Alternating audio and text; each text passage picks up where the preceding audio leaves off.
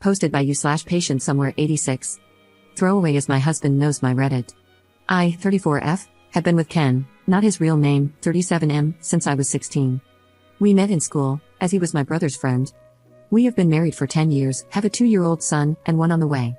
Ken has always been my person, the one I can't picture life without, and I honestly can't remember not loving him. I grew up with him, he's my everything. Unfortunately, Ken has this issue where he takes on everyone else's feelings deeply. I'm not saying it's a bad thing, but recently his best friend of 20 years found out that his wife has been cheating on him, and none of their children are his. Obviously, his friend is devastated and is staying in our guest room. He's a nice guy, life just has him down right now. He's started the process of divorce. The more time Ken spends with his friend, the more depressed and distant he's become. Our mornings used to start with me waking up at 6 a.m. with our son, making breakfast, and then, around 8 a.m., waking Ken up with coffee and some breakfast before dropping our little one off at nursery and going to work. Ken works from home most days, only going into the office on Mondays. I'd give him his coffee, he'd give me a kiss, and I'd head off on my happy little way. After work, I'd pick up our son and go home, where Ken would usually be making tea. I'd clean up afterward while he bathed our son and put him to bed. I thought this was life. It might sound boring to some, but it was my life, and I loved it. Our house was filled with love. We'd spend our nights cuddling, talking, and watching movies. We'd have date night once a month, take our son out together on Saturdays, and visit family or host friends on Sundays. You get the picture, I'm rambling, sorry. Anyway, for the past month, things have been changing. Ken is more depressed. I make him coffee in the morning and just get a mumbled thanks. I come home from work, and he and his friend are in the living room watching sports. Now, I'm the one making tea and bathing our son. Neither of them will barely talk to me. We don't go out on weekends together anymore. I feel like a single parent. I've tried talking to Ken about it, but I only get one-word answers. Then he stays up until about 1 a.m., which I know isn't super late, but I'm passed out by then. I'm exhausted, alone, and pregnant. I miss my husband. Yesterday, I came home from work, and you know when something just doesn't feel right? I went to find Ken to see what he was doing since his friend wasn't in the house, but Ken's car was. He was in his office looking up DNA kits for our son. I asked him why, and his response was, well, I just want to make sure all the kids are mine before I continue looking after them, as I'm not free childcare. This broke me. When I say I'm devastated, it's an understatement. If he thinks I've cheated on him, then surely the trust is gone. Is there any going back? Am I just being pregnant and hormonal? Would I be extreme for considering divorce? I could put the papers in an envelope with the results of the DNA test. I think I'm going to go cry in bed now. I had to take the day off work because I feel like I've just been gut punched. Update 11 hours later. Hello Reddit. Well, after my post earlier this afternoon, I cried and then read all your lovely comments. I couldn't be more grateful. I think posting about it here really helps for some reason. It's weird how telling complete strangers that I'm struggling with life seems to help. So, after my pity party, which couldn't last long due to being a parent, I called my stepmom and dad. My mom died when I was 10. They are coming to stay with me on Friday. Crying on the phone helped, although I'm not really sure they could truly understand a word of what I was saying. I've spoken to Ken, well, more like spoke at Ken, telling him that his friend has until Thursday to leave. I'm not a monster and can't just tell him to leave at the drop of a hat. I've also told Ken he needs to leave too.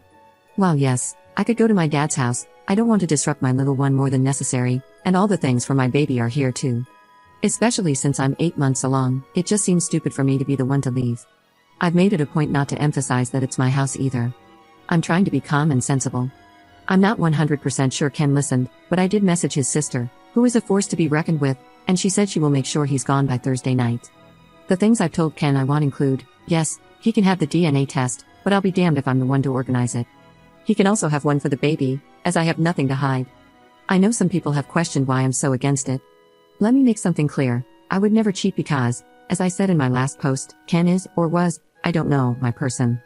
He's the only man I've ever been with, so that isn't a concern of mine. I'm just hurt that he wants one because it clearly means he doesn't trust me. So, what do I want? I want him to have the DNA tests, mainly so I can make him eat the results, not literally. I'm just venting. I'm also going to suggest couples therapy. I already see a therapist due to losing my mom and my little sister in a car crash when I was younger. I want to suggest that he sees one alone, but you can lead a horse to water, and you can't make him drink. I don't want to force him to do anything he doesn't want to do. I want him to maintain contact with our son. Yes, he doesn't believe he's the father right now, but that's no reason to neglect him. He is his son, and I don't want to upset my little one. Yeah, he's only 2, but still, he deserves all the love from both his parents. He's done nothing wrong. And then, of course, the same goes for this baby when she comes along. I'm still not sure about the state of my marriage, but even if divorce ends up being the outcome, I need to be able to get through to him so he can be the father he once was. Am I going insane? Do I sound insane? I don't know why writing here helps so much. Thanks Reddit. Second update 6 days later. Hello again. I don't know how to update posts, so I just had to make another one. Following my 2 other posts, I will answer some questions. Yes, it is my house. It was left to me when my mom died. I have lived here all my life. I didn't move out because I have a child and one on the way, so why should I be the one to leave? I understand that some people believe I was wrong for asking him to leave, but as I was heavily pregnant, have a toddler, and it's my house, I wasn't about to leave. Yes, he could have stayed, but have you tried living with someone who just wants to argue or not talk at all? I'd prefer my child not to live in that environment, thank you. At the end of the day, I'm a mother first and a wife second. If you think that's harsh, then I don't know what to tell you. My children come first, period. Well, Ken's friend did leave the day I told him he had until Thursday. He wasn't happy about it and shouted some insults at me, which was amazing, not really. Ken's sister came and picked him up. I wish I could tell you what she said, but she didn't say anything in front of me, she just kept giving Ken death stares. We did get the DNA test for the little one, and Ken is the father, obviously. Ken somehow thinks I intercepted the results, even though I wasn't the one who handled them, so he's clearly lost his mind. My dad came over, and while I was making tea, my waters broke. My little girl is here, she's healthy and happy. She was 9 pounds 8 ounces, so there's no concern about anything with her. I'm now a mom of 2. I'm home now, and Ken has been to see his baby girl. However, since she hasn't had a DNA test, he's disagreeing that she's his because his family doesn't have many girls, yet he has a sister, so I just rolled my eyes. I don't really know where to go from here. Ken is refusing therapy, saying there's nothing wrong with him or his brain. I beg to differ. He wants to get another DNA test for our boy but won't tell me when or where, so I can't interfere. Maybe one day, he will come to his senses. My dad and stepmom are staying with me for a while to help me with the babies. I'd like to say I'm okay, but honestly, my emotions are all over the place, and I don't know which way is up. Ken's sister visits the babies, and we have an unspoken rule that we don't talk about Ken, apart from when our son asks about him. I wish this were the kind of update where he got the results, realized how much of an idiot he's been, and we moved on, but sadly, that's not the case. I can't dwell on it too much, I just have to take things one day at a time. I do miss my person and worry that he's missing out on his baby girl's life already, which, if I think about too much, will just make me sit and cry, but I don't have time for that. As always, thanks for listening to me rant. I might update if anything else happens in my life. Right now, I'm still left wondering if I'm doing the right thing here. Is there anything I could do differently? Why are my kids so hard for him to accept all of a sudden? Third update 10 days later. Hello again Reddit. Things have been bizarre, but now I have closure. I know what's happened to my marriage. I know what scum Ken really is. He's not my person and never truly was. So now I just want to divorce him, cut my losses, and move on with my life. I'm still at home with my babies, settling into motherhood. My dad and stepmom are still here, but they will be leaving soon once I'm more emotionally stable. To say I'm okay would be a lie, but I now know what I need to do. I have some sort of closure with Ken. I know what happened with him, and I know that it's not my fault. It turns out Ken was having an affair and has a baby on the way. Even typing that makes me want to throw up. I found this out when a visibly pregnant woman knocked on my door and asked me when I would be leaving the house, as it's Ken's house. When I say this confused the crap out of me, I mean it. I talked to this woman for a while to try to work out what she was talking about. It turns out that she's Ken's side piece. Well, technically, in her head, she's his fiancée. A month ago, Ken got down on one knee and proposed to her in my freaking kitchen. Classy, right? So, they have been seeing each other for a while. She's having his baby. She believes I'm the ex-wife who Ken is letting stay in his house until I get on my feet. Apparently, we broke up a few years ago, and none of my kids are Ken's. When I go to work in the mornings, Ken goes to her house and works from there. They were waiting for marriage to move in together. How are you trying to marry someone when you are already married? Friggin' weirdo?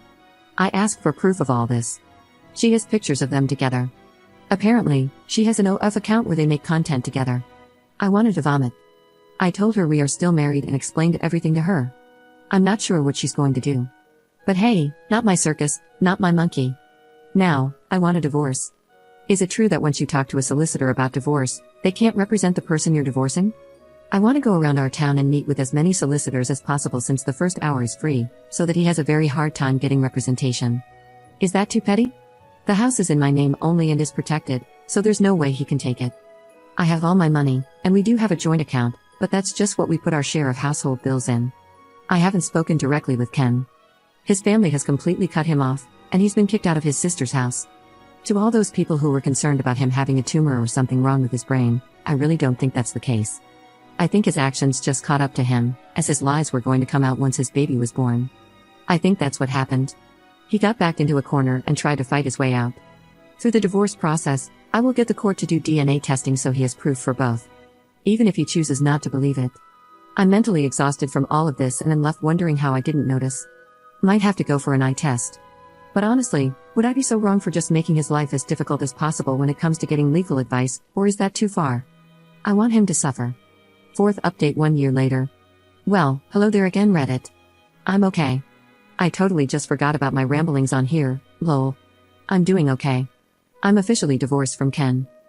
It took a long time to get to this part of my life, and at some points, I actually felt like I was drowning. Both of my kids had DNA tests through the courts, and they are Ken's. He still doesn't believe it. Not my problem though. Ken is now in prison for domestic abuse. I'm not 100% sure about the details because I wasn't involved. It was his side piece. I'd love to say that I don't ever break down in tears and that I'm completely over it, but I'm not. I've now gone back to work though, after my maternity leave ended. I got a promotion and now I'm used to living with just the three of us. My kids keep me going, and I'm so proud of them. They visit their grandparents and their dad's side of the family, who have been so lovely and supportive. His sister is still amazing. I don't really know what else to say. I'm okay. I'm divorced, and my children are thriving. I can't thank Ken for a lot of things, but I'm grateful for my children.